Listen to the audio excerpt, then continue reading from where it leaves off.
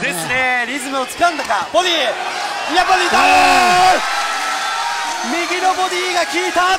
心が折れてか。立てない。立てない。立てない。新チャンピオン中野。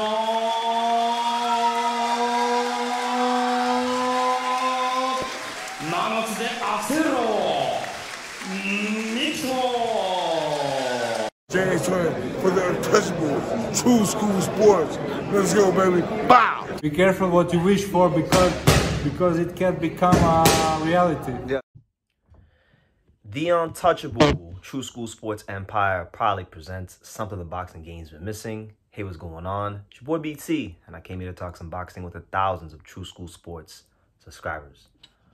All right, so the year is winding down in boxing and here on True School Sports, and I think it's only right that we, start to end the year looking ahead to the future, looking at the next guys coming up, whether they be, prospects or guys that are just now contenders. And the viewers know, they all know that here on True School Sports, I've spent a lot of time over the years covering Japanese boxing. I'm in Japan right now, as many of you guys know.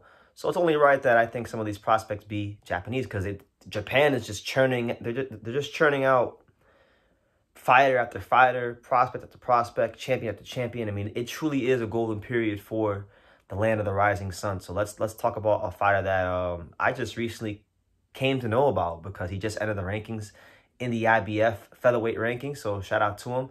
You got none other than Mikito Nakano, 11-0, 10 knockouts. He is currently your IBF number 12 and WBO 12 contender. And he's coming to you guys live and direct from none other than Hiroshima, Japan.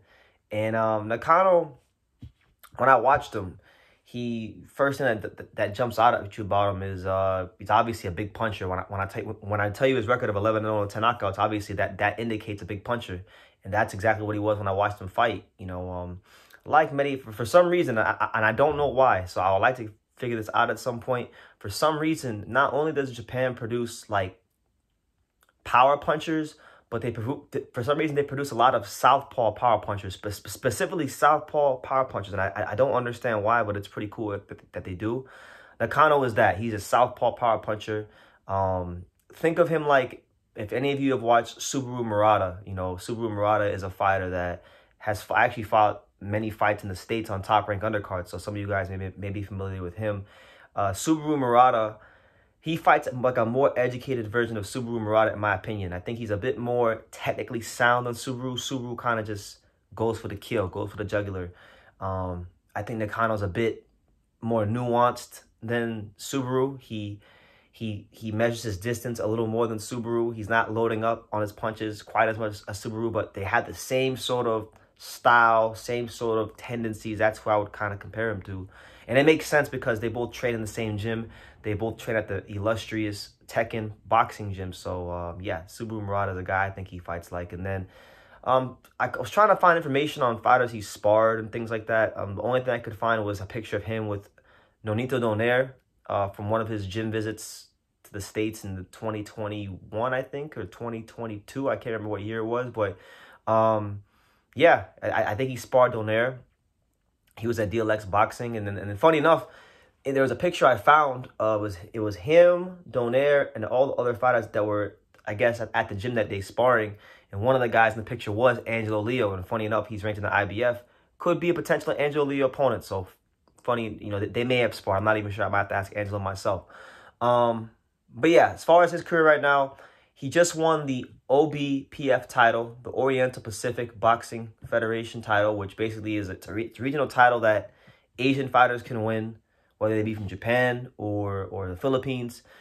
It's a regional title that Asian fighters can win to get them ranked. That's a title that like Naya Inoue won, Kosai Tanaka won early in their careers, and it fast tracked them towards stardom. So he won that in his last fight against 9-1 Bricks Piala.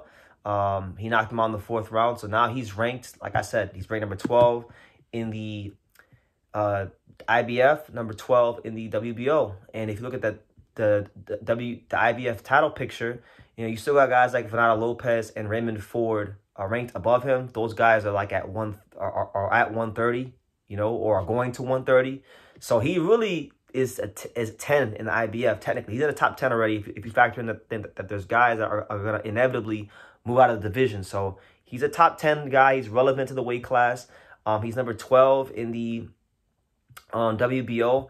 And when you look at the rankings, you know, for the for IBF, he's one of 5 Japanese fighters ranked in the top 15 for the IBF rankings, joining his countrymen like Tomoki Kameda, Kyosuke Matsumoto, Ria Abe, and Kayonosuke Kameda.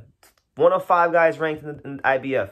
And then in the WBO, he's you have Nakano, you have I'm gonna butcher his name, Kayonosuke Kameda, Kyosuke Matsumoto, Tokishi Shiomachi, and then you got Kenji Fujita. So I mean, there's these rankings that he's in are just littered with Japanese fighters. So I think for Japanese featherweights, your best way to fight for a world title is gonna be to fight each other. You know, so maybe a matchup with him and Kyosuke Matsumoto is on the cards at some point. Could be in the works. You know, and the winner of that fight could probably be right in line for a title shot. The way the division is structured right now, because albeit, you know, you don't want to just fight guys in your own country. You want to fight abroad. For Nakano, it's looking like the best path to fight for a world title is to fight guys in his own country. So it's funny how that shakes out. But he's definitely one guy to look out for. In the amateurs, the only guy I knew on his resume from the amateurs was Hayato Tsutsumi. And Hayato Tsutsumi is, you know, a good fighter, a guy that a lot of people thought would be a champion in this weight class. And he fought in the amateurs, and now Tsutsumi's at 130 because he couldn't make the featherweight limit anymore. He got a 6-month suspension from the Japanese Boxing Commission for missing weight. So, yeah, that's Mikito Nakano. Big time power puncher in both hands. A guy that I think I'm not sure which route he's gonna go. I'm not sure if he's gonna go the WBO or the IBF route. I think for him, probably it would make more sense to go the WBO route just because of the fact that, you know, the belt. If Espinoza wins this weekend, against Robeisy Ramirez, because I'm shooting at the time a couple days before that fight, then the belt's gonna go vacant. So maybe that helps. I don't know if he did spar Angelo Leo and he felt good about the sparring and feels good about his experience level going into that fight, then maybe that fight. We'll see how it goes. But yeah, that's Mikito Nakano, a guy that's a big puncher, a structured southpaw power puncher. You know, I think a more educated Subaru Murata coming to you from Hiroshima, Japan, Tekken Promotions fighter. You know, someone to pay attention to in the rankings. And I know it's like there's so many Japanese fighters.